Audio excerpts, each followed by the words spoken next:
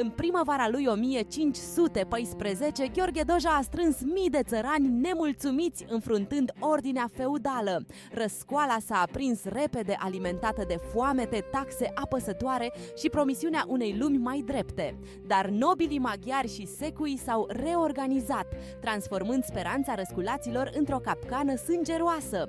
Bătălia decisivă a zdrobit tabăra lui Doja, iar disciplina armatei nobiliare a înclinat balanța. A urmat un exemplu cumplit menit să sperie întreaga țară și să taie orice nouă revoltă. Moartea lui Doja a devenit simbolul unei răscoale înfrânte, dar și al disperării țărănești. Pentru iobagii din Transilvania, urmările au fost dure, obligații mai grele, teamă și dependență sporită. Totuși, răscoala din 1514 a rămas o amintire puternică despre cât de adâncă era nedreptatea.